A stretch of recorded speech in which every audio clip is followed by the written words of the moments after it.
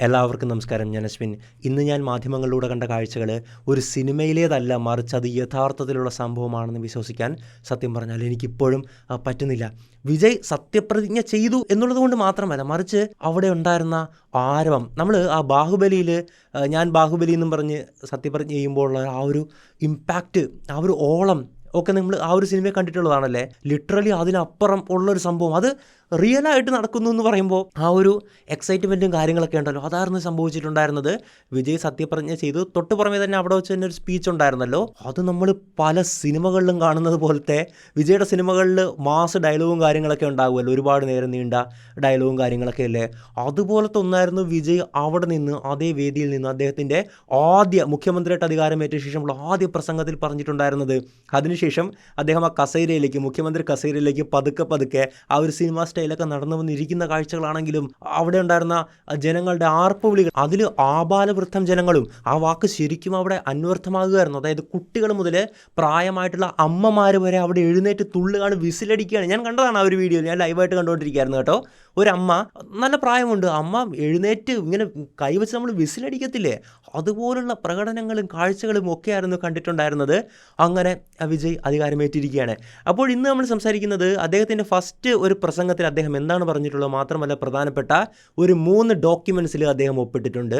മുഖ്യമന്ത്രിയായിട്ട് അധികാരമേറ്റ ശേഷം ആദ്യം അദ്ദേഹത്തിൻ്റെ official sign as a chief minister of തമിഴ്നാടല്ലേ. അപ്പോൾ എന്ത് ഡോക്യുമെൻറ്റിലാണ് ഒപ്പിട്ടത്, എന്തൊക്കെ കാര്യങ്ങളാണ് പറഞ്ഞത്? പഴയ ഗവൺമെൻറ്റിനെ പറ്റി പറഞ്ഞിട്ടുണ്ട്, പുതിയ ഗവൺമെൻറ്റിൽ അദ്ദേഹം ഇംപ്ലിമെൻറ്റ് ചെയ്യാൻ ഉദ്ദേശിക്കുന്ന കാര്യങ്ങൾ പറഞ്ഞിട്ടുണ്ട്. അദ്ദേഹത്തെ പറ്റി തന്നെ പറഞ്ഞിട്ടുണ്ട്. ഞാൻ വളർന്നു വന്നത്, ജനിച്ചത് ഒരു സാധാരണക്കാരനായിട്ടാണ്. തീർച്ചയായിട്ടും അദ്ദേഹത്തിൻ്റെ അച്ഛനൊരു അസിസ്റ്റൻറ്റ് ഡയറക്ടറും കാര്യങ്ങളൊക്കെ ആയിരുന്നു അല്ലേ. ഞാൻ ദേവദൂതനൊന്നുമല്ല, നിങ്ങളെപ്പോലെ ഒരു സാധാരണ മനുഷ്യനാണ്, നിങ്ങളിലൊരുത്തനാണ്, നിങ്ങളുടെ അണ്ണനാണ്, നിങ്ങളുടെ തമ്പിയാണ്, നിങ്ങളുടെ മകനാണ് എന്നൊക്കെ പറഞ്ഞിട്ടുള്ള രോമാഞ്ചം കൊള്ളുന്ന ഒരു പ്രസംഗമൊക്കെ ആയിരുന്നു അദ്ദേഹം കാഴ്ചവെച്ചിട്ടുണ്ടായിരുന്നത്. പക്ഷേ ഒരുപാട് പേർക്ക് അദ്ദേഹം തമിഴിലാണല്ലോ പറഞ്ഞത്, കൃത്യമായിട്ടുള്ള ട്രാൻസ്ലേഷനും കാര്യങ്ങളൊന്നും ഇല്ലാത്തതുകൊണ്ട് മനസ്സിലായിട്ടില്ല. അപ്പോൾ ആ ഒരു അദ്ദേഹത്തിൻ്റെ പ്രസംഗവും കാര്യങ്ങളൊക്കെ നമുക്ക് വ്യക്തമായിട്ട് ചുരുക്കി പറയാം എന്താണ് അവിടെ സംഭവിച്ചിട്ടുള്ളത്. അതോടൊപ്പം നമ്മൾ വലിയ വെല്ലുവിളികളാണ് ഈ ഒരു സർക്കാർ നേരിടുന്നത്. ആ ഒരു വെല്ലുവിളികളെ പറ്റി നമ്മൾ കൃത്യമായിട്ട് സംസാരിക്കണം. അതുകൂടാതെ തൃഷ ഈ ഒരു പരിപാടിക്ക് പങ്കെടുക്കാൻ വന്നിട്ടുണ്ടായിരുന്നു. വിജയ് സത്യപ്രതിജ്ഞ ചെയ്യുമ്പോൾ തൃഷയുടെ കണ്ണൊക്കെ നിറയുന്നത് ഇങ്ങനെ മീഡിയക്കാർ കൃത്യമായിട്ട് കാണിക്കുന്നുണ്ടായിരുന്നു.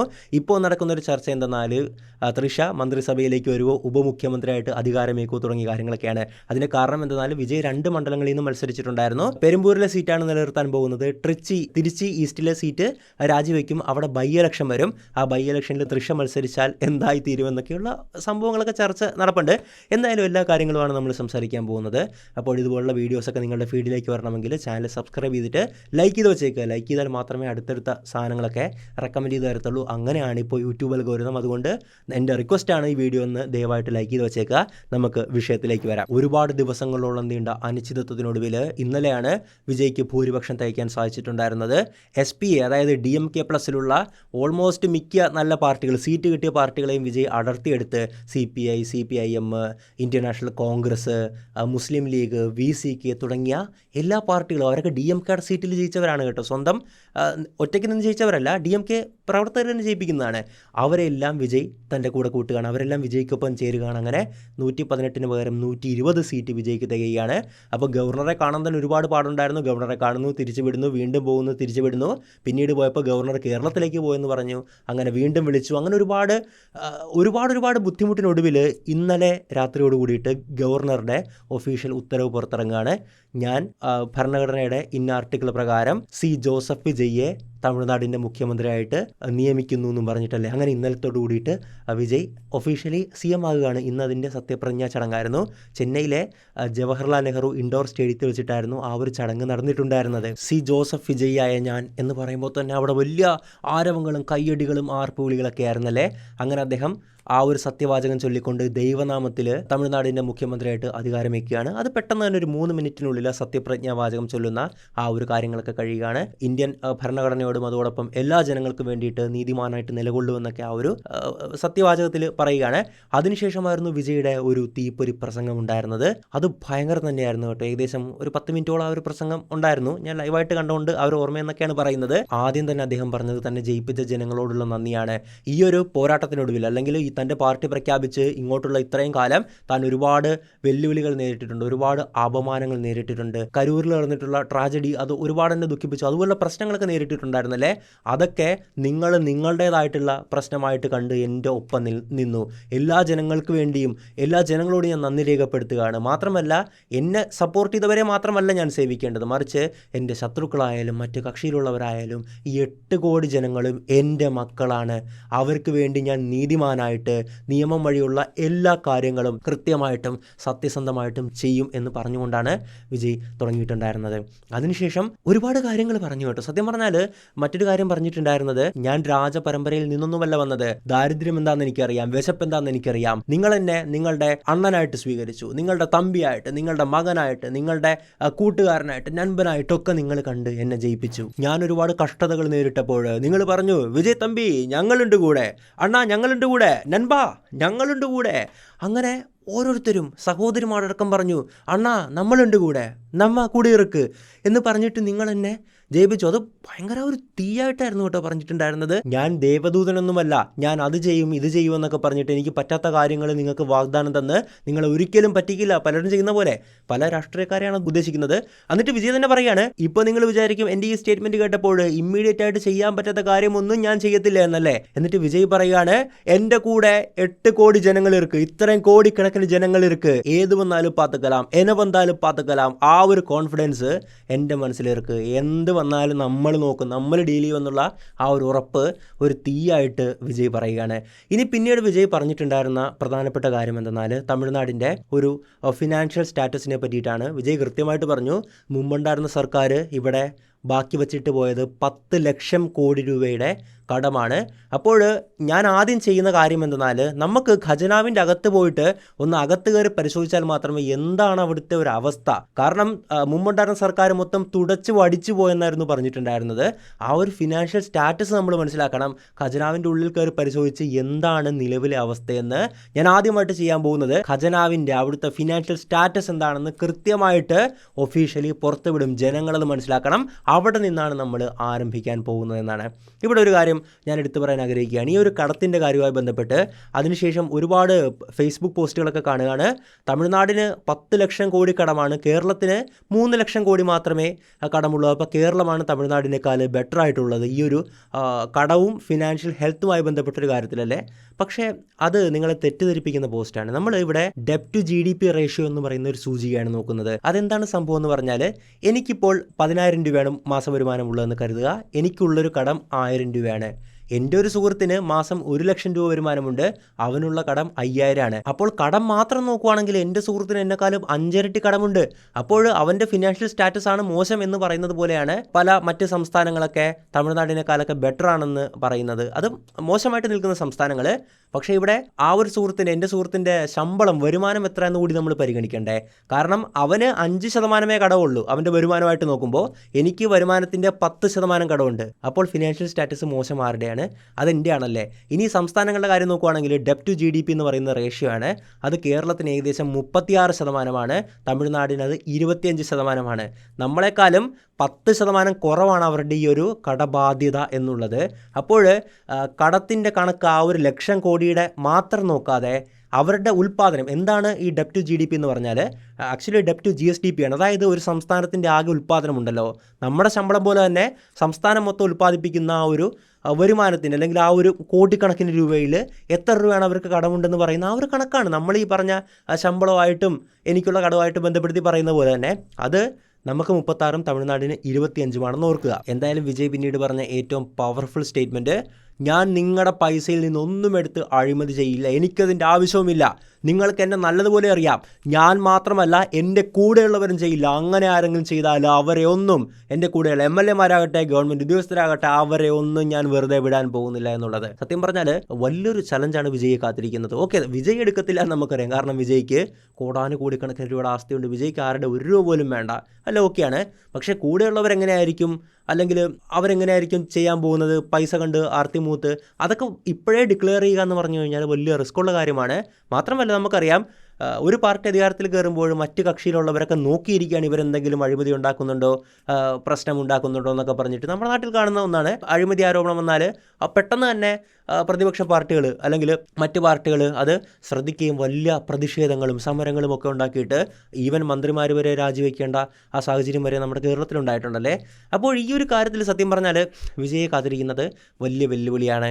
ഇത്രയും കറപ്റ്റഡ് ആയിട്ടുള്ള, നമുക്കറിയാം അവിടുത്തെ പോലീസൊക്കെ നമ്മൾ കൊടൈക്കനാലിലേക്കൊക്കെ ടൂർ പോകുമ്പോൾ ആ ഒരു ചെക്ക് പോസ്റ്റിലൊക്കെ പലപ്പോഴും നമ്മുടെ കയ്യിൽ നിന്ന് കൈക്കൂലി മേടിക്കാറുണ്ട്. എനിക്ക് ഒരുപാട് അനുഭവമുണ്ട് പേഴ്സണലി, ഞാൻ ഓപ്പണായിട്ട് പറയുകയാണ്. അപ്പോൾ എൻ്റെ സുഹൃത്തുക്കൾക്കും ഇതൊക്കെ തന്നെയാണ് സംഭവിച്ചുകൊണ്ടിരിക്കുന്നത്. അപ്പോൾ വിജയ് ഒരു ക്ലീൻ ഗവൺമെൻറ്റാണ് സത്യം പറഞ്ഞാൽ പ്രോമിസ് ചെയ്യുന്നത്. അതവിടുത്തെ ടോപ്പ് IAS ഓഫീസേഴ്സ് അടക്കം പറയുന്നുണ്ട്. വിജയ് സാറ് മുമ്പോട്ട് വയ്ക്കുന്ന ഒരു ക്ലീൻ ഗവൺമെൻറ്, അതാണ് അദ്ദേഹത്തിൻ്റെ പോളിസി. ഇന്നുവരെ തമിഴ്നാട് കാണാത്ത ഒരു അഴിമതി വിമുക്ത ഭരണമായിരിക്കും അദ്ദേഹം പ്രോമിസ് ചെയ്യുന്നതെന്നുള്ള കാര്യം തന്നെയാണ് അവിടുത്തെ ടോപ്പ് ഓഫീസേഴ്സും കാര്യങ്ങളൊക്കെ പറയുന്നത്. അതിനുശേഷം വിജയ് പറഞ്ഞിട്ടുണ്ടായിരുന്നത്, ഞാൻ ചെയ്യുന്ന കാര്യങ്ങളെല്ലാം ഓപ്പണായിട്ടായിരിക്കും ചെയ്യുന്നത്, അല്ലാതെ പലരെയും പോലെ തലവഴി മുണ്ടിട്ട് അല്ലെങ്കിൽ മുഖം മറച്ചൊന്നും ആയിരിക്കില്ല പോകുന്നത് എന്നുള്ളതാണ്. ഇത് സൂചിപ്പിക്കുന്നത് എന്താണെന്ന് പറഞ്ഞു കഴിഞ്ഞാൽ, ഇപ്പോൾ പണ്ട് മുതലേ നമ്മൾ കേട്ടിട്ടുള്ളൊരു സംഭവമാണ് DMK BJPയുടെ ഒരു B ടീമായിട്ട് പ്രവർത്തിക്കുന്നു, BJP ആയിട്ട് അവർക്ക് രഹസ്യമായിട്ട് അണ്ടർഗ്രൗണ്ട് വഴി ബന്ധമുണ്ട്. അല്ലെങ്കിൽ പണ്ട് മുൻ മുഖ്യമന്ത്രിയായിരുന്ന ADMKയിലെ എടപ്പാടി പളനിസ്വാമി ഉണ്ടല്ലോ, ഡൽഹിയിലും കണ്ട് പോയിട്ട് വരുമ്പോൾ ഇങ്ങനെ ഒരു മുഖം മറച്ചൊരു ഫോട്ടോയൊക്കെ ഉണ്ടായിരുന്നല്ലേ രഹസ്യമായിട്ട് പോയിട്ട് വരുന്നതിൻ്റെ കാര്യങ്ങളൊക്കെ. അപ്പോൾ ഞാൻ ഇങ്ങനെയൊന്നും ചെയ്യത്തില്ല, ഞാൻ ചെയ്യുവാണെങ്കിൽ എല്ലാ കാര്യങ്ങളും ജനങ്ങളെ സാക്ഷി നിർത്തിയാണ് ചെയ്യുന്നത്, കംപ്ലീറ്റ് ട്രാൻസ്പെറൻ്റ് ആയിരിക്കും, ജനങ്ങൾക്ക് പൊതുമക്കൾക്ക് അതിലേക്കെല്ലാം ആക്സസ് ഉണ്ടായിരിക്കും, എനിക്ക് ഒളിച്ചും പാത്ത് ഒന്നും ചെയ്യേണ്ട കാര്യമില്ല, എല്ലാം പക്ക ഓപ്പൺ ആയിരിക്കും, ആർക്കും പരിശോധിക്കാം എന്നൊരു സാധനമാണ് വിജയ് മുമ്പോട്ട് വെച്ചിട്ടുള്ളത്. ഈ അഴിമതിയൊന്നും ചെയ്യുന്നില്ല എന്ന് പറഞ്ഞ സ്റ്റേറ്റ്മെൻ്റ് ഉണ്ടല്ലോ, ഞാനൊരു പണം എടുക്കില്ല, എൻ്റെ കൂടെയുള്ളവരെടുക്കില്ല. അതിനുശേഷം വിജയ് പറഞ്ഞ മറ്റൊരു കാര്യമുണ്ട് കേട്ടോ, ആർക്കെങ്കിലും അങ്ങനത്തെ ഒരു ചിന്തയുണ്ടെങ്കിൽ ഭരണമൊക്കെ കിട്ടിയില്ല, ഇനി ഒരു ആട്ടം അങ്ങോട്ട് ആടി നോക്കാം, ആട്ടം ആടുക എന്നുള്ള സ്റ്റേറ്റ്മെൻറ്റ് വരെ കൃത്യമായിട്ട് പറഞ്ഞിട്ടുണ്ടായിരുന്നു കേട്ടോ. അങ്ങനെ എന്തെങ്കിലും ഉദ്ദേശമുണ്ടെങ്കിൽ അതൊക്കെ ഇപ്പോഴേ ഉപേക്ഷിച്ചേര്, അതൊന്നും നടക്കൂല. ഇത് വിജയുടെ കൂടെയുള്ള MLA-മാർക്കാണെങ്കിലും ഗവൺമെൻറ് ഉദ്യോഗസ്ഥർക്കാണെങ്കിലും ഒക്കെയുള്ള വാണിംഗ് ആണ്. പിന്നീട് വിജയ് പറഞ്ഞത്, ഇവിടുത്തെ പവർ സെൻറ്റർ ഞാൻ മാത്രമായിരിക്കും. ഈ ഒരു സ്റ്റേറ്റ്മെൻറ്റ് പലരും തെറ്റായിട്ടാണ് വ്യാഖ്യാനിച്ചിരിക്കുന്നത്. ഒരാൾ ആദ്യമേ ഒന്ന് പറയുകയാണ്, ഞാൻ മാത്രമായിരിക്കും ഏക പവർ എന്നൊക്കെ പറയുന്നത്, അത് ശരിയാണോ, അഹങ്കാരമല്ലേ, അങ്ങനെ ഇങ്ങനെയൊക്കെ അല്ലേ. നിങ്ങൾ തെറ്റിദ്ധരിച്ചിട്ടാണ്. വിജയ് എന്താണ് ഉദ്ദേശിക്കുന്നതെന്നറിയാവോ? ഇപ്പോൾ നമ്മുടെ നാട്ടിലൊക്കെ നടക്കുന്നൊരു സംഭവമുണ്ട്, ഒരു മുഖ്യമന്ത്രി ഉണ്ടാകും, പക്ഷേ പല കാര്യങ്ങളും ഡീൽ ചെയ്യുന്നത് പാർട്ടിയിലെ ഉന്നതരായിരിക്കും. അതുപോലെ തന്നെ ഈ പാർട്ടിയായി ബന്ധപ്പെട്ട് നിൽക്കുന്ന വലിയ വ്യക്തികളും കാര്യങ്ങളൊക്കെ ഉണ്ടല്ലോ, അവർ ബന്ധുക്കളെ പിൻവാതിൽ നിയമനം കൊടുത്ത് കയറ്റുന്നു. ഒരുപാട് കോടിക്കണക്കിന് രൂപയുടെ കരാറുകൾ നമുക്കറിയാം. ഇപ്പോൾ മുഖ്യമന്ത്രിയുടെ മകളടക്കം, മുൻ മുഖ്യമന്ത്രിയുടെ നമ്മുടെ പിണറായി വിജയൻ്റെ മകളടക്കം ഒരു അഴിമതി ആരോപണത്തിൽ പെട്ടിട്ടുണ്ടായിരുന്നല്ലേ, ഒരു ഫേക്കായിട്ടുള്ളൊരു കരാർ കൊടുത്തു എന്നൊക്കെ പറഞ്ഞിട്ട്. അങ്ങനെ പവർ സെൻറ്ററുകളോ കാര്യങ്ങളോ ഉണ്ടാകത്തില്ല. ആരും ഇവിടെ അധികാരം കാണിച്ചുകൊണ്ട് ഒരു അഴിമതി നടത്തത്തില്ലെന്നാണ് ഉദ്ദേശിച്ചത്. അല്ലാതെ നമ്മൾ വിചാരിക്കുന്ന പോലെ ഞാൻ മാത്രമാണ് ഇവിടുത്തെ പവർ എന്ന് പറയുന്ന സ്റ്റേറ്റ്മെൻ്റ് അല്ല, മറിച്ച് അദ്ദേഹം ഉദ്ദേശിച്ചത് വേറൊരാളും അധികാരത്തിൻ്റെ പേരും പറഞ്ഞ് ഒരു ഗർവം കാണിക്കില്ല, അഴിമതി കാണിക്കില്ല, തട്ടിപ്പ് കാണിക്കില്ല തുടങ്ങിയ കാര്യങ്ങളൊക്കെയാണ്. ഇപ്പോൾ നിലവിൽ നമ്മുടെ അവസ്ഥ എന്താണ്? കോൺഗ്രസ്സിലെ ഇപ്പോൾ മുഖ്യമന്ത്രി പോലും ആയിട്ടില്ല, അങ്ങോട്ടും ഇങ്ങോട്ടും അടികൂടിക്കൊണ്ടേയിരിക്കുകയാണ്. അവർ പലരും പല പേരും പറഞ്ഞിട്ട് പല പ്രശ്നങ്ങൾ ക്രിയേറ്റ് ചെയ്യുകയാണ്. അവിടെ ഹൈക്കമാൻഡ് എന്ന് പറയുന്ന വേറെ പവർ, ഒരു ഗ്രൂപ്പ്, പല പല ഗ്രൂപ്പായിട്ടുള്ള പവർ, അതൊക്കെ കൊണ്ട് തന്നെ ഇവിടെ ഒരുപാട് പ്രശ്നങ്ങൾ ഉണ്ടാകുകയാണ്. എല്ലാവർക്കും അധികാരത്തിന് വേണ്ടിയിട്ട് മത്സരിച്ച് പ്രശ്നങ്ങൾ ഉണ്ടാക്കാൻ പറ്റുകയാണ്, അടികൂടാൻ പറ്റുകയാണ്. ഇങ്ങനെയുള്ള പവർ സെൻറ്റേഴ്സ് ഉണ്ടെങ്കിൽ പ്രശ്നമാണ്. അപ്പോൾ അതാണ് വിജയ് പറഞ്ഞത്, ആരും എൻ്റെ മറ്റൊരു പാർട്ടിയാണ്, ഞാൻ ഇന്നൊരാളുടെ മാമൻ്റെ മകനാണ്, ഇന്നൊരാളുടെ മച്ചമ്പിയാണെന്നൊക്കെ പറഞ്ഞിട്ട് അങ്ങോട്ടൊന്നും ഒരു പണിയും ചെയ്യണ്ട, നിങ്ങൾ കള്ള കോൺട്രാക്റ്റ് ഒന്നും കൊടുക്കണ്ട, എല്ലാം നിയമപരമായിട്ട് ഞാനറിയാതെ ഒരു സാധനം നടക്കത്തില്ല എന്നൊരു സ്റ്റേറ്റ്മെൻറ്റാണ് വിജയ് അവിടെ ഉദ്ദേശിക്കുന്നത്. തുടക്കത്തിൽ തന്നെ ഞാൻ ഫോക്കസ് ചെയ്യാൻ പോകുന്നത് ആരോഗ്യം, കുടിവെള്ളം, റോഡ് സൗകര്യം, ബസ് സൗകര്യം, വിദ്യാഭ്യാസം തുടങ്ങിയ കാര്യങ്ങളിലായിരിക്കും. അതോടൊപ്പം തന്നെ വിജയ് 3 കാര്യങ്ങൾ പ്രസ്താവിക്കുകയാണ്. CM ആയ ശേഷം ആ 3 ഡോക്യുമെൻറ്റിലും കൃത്യമായിട്ട് ഒപ്പിടുകയാണ്. എന്തൊക്കെ കാര്യങ്ങളാണെന്ന് നോക്കുവാണെങ്കിൽ, ഒന്നാമത്തത് 200 യൂണിറ്റ് ഫ്രീ വൈദ്യുതിയാണ്. 500 യൂണിറ്റിൽ താഴെ ഉപയോഗിക്കുന്ന പാവപ്പെട്ട ജനങ്ങളുണ്ടല്ലോ, അവർക്ക് 200 യൂണിറ്റ് കൂടി, അതായത് നിലവിൽ 100 യൂണിറ്റ് ഫ്രീ ഉണ്ട്, 200 യൂണിറ്റ് കൂടി തികച്ച് സൗജന്യമായിട്ട് കൊടുക്കാൻ പോവുകയാണ്. രണ്ടാമത്തത് വളരെ ശക്തമായിട്ടുള്ളൊരു മൂവ്മെൻറ്റാണ്, ഒരു ഡ്രഗ് എൻഫോഴ്സ്മെൻറ്റ് വിജയ് നടപ്പിലാക്കാൻ പോവുകയാണ്. നമ്മൾ ഈ റീസെൻ്റായിട്ട് തമിഴ്നാട്ടിൽ നിന്ന് ഒരുപാട് ഡ്രഗ് ഇഷ്യൂസും കാര്യങ്ങളൊക്കെ കേൾക്കുന്നുണ്ട്. അപ്പോൾ അതിന് വേണ്ടിയിട്ട് ഒരു സ്പെഷ്യൽ ടാസ്ക് ഫോഴ്സിനെ, ഇപ്പോൾ നമ്മുടെ നാട്ടിൽ ഡാൻസ് ഓഫ് എന്ന് പറയുന്ന ടീമുണ്ടല്ലേ, അതുപോലത്തെ ഡ്രഗ് പിടിക്കാൻ വേണ്ടി മാത്രം ഒരു ഡെഡിക്കേറ്റഡ്, ഹൈലി ഇൻ്റലിജൻ്റ് ആയിട്ടുള്ള, അത്രത്തോളം കൃതജ്ഞതയുള്ള, പവർഫുൾ ആയിട്ടുള്ളൊരു ടീമിനെ രൂപീകരിക്കണം. ആ ഒരു ഡോക്യുമെൻ്റ്, പ്രസ്താവനയല്ല കേട്ടോ, ഈ പറഞ്ഞ കാര്യങ്ങളൊക്കെ സൈൻ ചെയ്യുകയാണ്. 200 യൂണിറ്റും ഈ പറയുന്ന നമ്മുടെ ഡാൻസ് ഓഫ് പോലുള്ള തമിഴ്നാട്ടിലൊരു സംഘത്തെ രൂപീകരിക്കണം എന്നൊക്കെയുള്ള ഡോക്യുമെൻ്റ് അഗ്രിമെൻറ്റ് വിജയ് സൈൻ ചെയ്യുകയാണ്. വിജയ പ്രസംഗത്തിലും പറഞ്ഞിട്ടുണ്ടായിരുന്നു, നമ്മളുടെ കുട്ടികൾ ഈ ഡ്രഗിന് ഇൻഫ്ലുവൻസ് ചെയ്ത് അവർ ഭയങ്കര പ്രശ്നങ്ങളിലേക്ക് പോയിക്കൊണ്ടിരിക്കുകയാണ്. ഈ ഒരു ഡ്രഗ് ഫ്രീ സൊസൈറ്റി, കമൽഹാസൻ മറ്റേ സിനിമയിൽ പറയുന്ന പോലെ ഒരു ഡ്രഗ് ഫ്രീ സൊസൈറ്റി രൂപീകരിക്കാനുള്ള നടപടി വിജയ് ആരംഭിച്ചു കഴിഞ്ഞു. വെറും പ്രസ്താവനയല്ല കേട്ടോ, പ്രസംഗത്തിൽ പറഞ്ഞിട്ടുണ്ടായിരുന്നു, അതിനുശേഷം ഒപ്പിട്ടും കൊടുത്തു. ഇനി മൂന്നാമത്തെ ഒരു കാര്യം പറയുവാണെങ്കിൽ, വിജയുടെ നമ്മൾ പൊളിറ്റിക്കൽ ക്യാമ്പയിൻ മുതൽ ഇങ്ങോട്ട് കാണുമ്പോൾ എല്ലാത്തിലും എടുത്തു പറയുന്നൊരു കാര്യമാണ് സ്ത്രീ സുരക്ഷ. നമുക്ക് നോക്കിയാലറിയാം, ഈ റീസെൻ്റായിട്ട് തന്നെ തമിഴ്നാട്ടിൽ ഒരുപാട് സ്ത്രീകൾ അത്രത്തോളം ക്രൈംസിന് ഇരയായിട്ടുണ്ട്. വലിയ പ്രശ്നമാണ് അവിടുത്തെ സ്ത്രീ സുരക്ഷയെ ബന്ധപ്പെട്ട കാര്യങ്ങളല്ലേ. വിജയ് തുടക്കം മുതൽ തന്നെ ആ ഒരു പാർട്ടിയുടെ ആന്തം വരുമ്പോൾ തന്നെ ആന്തത്തിൻ്റെ അകത്ത് തന്നെ ആ സ്ത്രീ സുരക്ഷയെ പറ്റിയിട്ടുള്ള കാര്യങ്ങളുണ്ടായിരുന്നു. പിന്നീടുള്ള എല്ലാ പ്രസംഗങ്ങളിലും, മാനാട്, സംസ്ഥാന സമ്മേളനങ്ങളിലും ഒക്കെ തന്നെ വിജയ് സ്ത്രീകളെ പറ്റിയിട്ടും അമ്മ പെങ്ങന്മാർക്ക് കൊടുക്കാൻ പറ്റുന്ന സുരക്ഷയെ പറ്റിയിട്ടും അവരുടെ എഡ്യൂക്കേഷണൽ പരമായിട്ട് അവരെ മുന്നോട്ട് കൊണ്ടുവരണം, സമൂഹത്തിൻ്റെ മുൻനിരയിലേക്ക് കൊണ്ടുവരണം തുടങ്ങിയ കാര്യങ്ങളൊക്കെ പറഞ്ഞിട്ടുണ്ടായിരുന്നല്ലേ. എന്തായാലും അവരുടെ സുരക്ഷയ്ക്ക് വേണ്ടിയിട്ട് സിംഗപ്പൺ സിറപ്പ് അതിരടിപ്പട, ഒരു സിംഗപ്പൺ ടാസ്ക് ഫോഴ്സ്, ഇതുപോലെ തന്നെ ഈ ഡാൻസ് ഓഫ് പോലെ തന്നെ സ്ത്രീകൾക്ക് വേണ്ടിയിട്ടുള്ള മറ്റൊരു സ്പെഷ്യൽ ടീമിനെ വിജയ് രൂപീകരിക്കും എന്ന് പറയുക മാത്രമല്ല കേട്ടോ, ഒപ്പിട്ടു. ഈ 3 ഡോക്യുമെൻറ്റിലും വിജയ് കൃത്യമായിട്ട് ഒപ്പിടുകയാണ്. അദ്ദേഹത്തിൻ്റെ റേഞ്ച് ഒന്ന് ആലോചിച്ച് നോക്കിയേ. CM ആയിട്ട് ഏറ്റവും ആദ്യം ഒപ്പിടുന്ന ഡോക്യുമെൻ്റ് എന്ന് പറഞ്ഞാൽ അത്രത്തോളം പ്രധാനപ്പെട്ട, സമൂഹത്തിന് അത്രത്തോളം ഗുണം ചെയ്യുന്ന ആ ഡോക്യുമെൻറ്റ്സ്, അതാണ് വിജയ്. നമുക്ക് തീർച്ചയായിട്ടും വിജയുടെ ഭാഗത്ത് നിന്ന് നല്ലൊരു ഭരണം തന്നെയാണ് പ്രതീക്ഷിക്കാം. തമിഴ്നാട് ഒരുപാട് പ്രശ്നങ്ങളിലൂടെ തന്നെയാണ് കടന്നു പോയിട്ടുള്ളത്. നമ്മൾ നോക്കുവാണെങ്കിൽ അവിടുത്തെ തമിഴന്മാരോട് ചോദിച്ചു തന്നെ അറിയാം, DMK ഒരുപാട് കാര്യങ്ങൾ ചെയ്തിട്ടുണ്ട്. പക്ഷേ അവർ ചെയ്യുന്ന രീതി എന്ന് പറഞ്ഞാൽ, ഒരു 100 രൂപ കിട്ടുകയാണെങ്കിൽ 60 രൂപയും പോക്കറ്റിലിട്ടിട്ട് 40 രൂപയുടെ കാര്യങ്ങളാണ് നമുക്ക് ചെയ്തു തരുന്നത് എന്നുള്ള രീതിയാണ് പറയുന്നത്. പക്ഷേ വിജയ് മുമ്പോട്ട് വയ്ക്കുന്ന ആശയം എന്താണ്? 100 രൂപ കിട്ടിയാൽ അതിൽ നിന്ന് 1 രൂപയെന്നല്ല 10 പൈസ പോലും ഞങ്ങൾ എടുക്കില്ല, നിങ്ങൾക്ക് വേണ്ടിയുള്ളതാണ്. നിങ്ങളുടെ 1 രൂപയും ഞങ്ങൾ അഴിമതിയായിട്ട് ഞങ്ങൾ പോക്കറ്റിലിടില്ല, നിങ്ങളെ സേവിക്കാനാണ് ഞങ്ങളുള്ളതെന്നാണ് വിജയ് പറയുന്നത്. പക്ഷേ കാര്യങ്ങൾ ഈ പറയുന്ന പോലെ അത്രത്തോളം എളുപ്പമാണെന്ന് ചോദിച്ചാൽ നമുക്കറിയാം, കുറച്ച് ബുദ്ധിമുട്ടുകൾ ഉണ്ടാകാം. ഒന്നാമത്തെ ഏറ്റവും പ്രധാനപ്പെട്ട ഒരു കടമ്പ എന്താണ്? ഓക്കെ, മുഖ്യമന്ത്രിയായിട്ടൊക്കെ സത്യപ്രതിജ്ഞ ചെയ്തു, അധികാരമേറ്റു. പക്ഷേ അവിടുത്തെ നിയമസഭയിൽ ഒരു വിശ്വാസ വോട്ടെടുപ്പ് നടന്നാൽ അവിടെയും 118 പേരുടെ ഒരു വോട്ട് വിജയുടെ TVKക്ക് കിട്ടണമെങ്കിൽ മാത്രമേ ആ ഒരു പാർട്ടിക്ക്, ആ ഒരു മുന്നണിക്ക് മന്ത്രിസഭ രൂപീകരിക്കാനോ അല്ലെങ്കിൽ വിജയ്ക്ക് മുഖ്യമന്ത്രിയായിട്ട് തുടരാനൊക്കെ പറ്റത്തുള്ളൂ. ഈവൻ അതിൻ്റെ അകത്ത് 116 വോട്ടാണെങ്കിൽ ഒരുപക്ഷെ താഴെ ഇറങ്ങേണ്ടി വരും. ഇങ്ങനെയുള്ള ഒരുപാട് പ്രശ്നങ്ങൾ അവിടെ നിലനിൽക്കുന്നുണ്ട്. ഇനി ബാക്കിയുള്ള ഏറ്റവും വലിയ പ്രശ്നം എന്താണ്? അതവിടെ നിൽക്കട്ടെ, അത് കടമ്പ കടക്കുമെന്ന് നമുക്ക് വിചാരിക്കും. കാരണം ഇപ്പോൾ സപ്പോർട്ട് പറഞ്ഞാൽ പിൻവലിക്കില്ല എന്ന് നമുക്ക് വിശ്വസിക്കാം അല്ലേ. പക്ഷേ അതിനുശേഷം വരുന്ന ഏറ്റവും വലിയ വെല്ലുവിളി എന്തെന്നാൽ ഭരണമാണ്. നമുക്കറിയാം, വിജയ് MLA-മാരായിട്ട് അല്ലെങ്കിൽ സ്ഥാനാർത്ഥികളായിട്ട് നിർത്തി ജയിപ്പിച്ചിട്ടുണ്ടായിരുന്നത് രാഷ്ട്രീയത്തിൻ്റെ ABCD അറിയാത്ത സാധാരണക്കാരായിട്ടുള്ള ജനങ്ങൾക്കിടയിൽ നിന്ന് വരുന്ന, അങ്ങനെ വിജയുടെ ഡ്രൈവറിൻ്റെ മകൻ, വിജയുടെ അങ്ങനെയുള്ള ഒരുപാട് പേരെ, നല്ലവരായിട്ടുള്ള ഒരുപാട് മനുഷ്യരെയാണ് വിജയ് നിർത്തിയിട്ടുള്ളത് അല്ലേ. പക്ഷേ അവരൊക്കെ നല്ല PhD ഹോൾഡേഴ്സ് ഉണ്ട്, ഡോക്ടേഴ്സ് ഉണ്ട്, IIT എഞ്ചിനീയേഴ്സ് ഉണ്ട്, വെൽ എഡ്യൂക്കേറ്റഡ് ആണ്. ഇപ്പോൾ ഇന്ത്യയിൽ തന്നെയുള്ള ഏറ്റവും എഡ്യൂക്കേറ്റഡ് ആയിട്ടുള്ള, അത്രത്തോളം വിദ്യാസമ്പന്നമായിട്ടുള്ള ഒരു മന്ത്രിസഭയാണ് വിജയുടെ.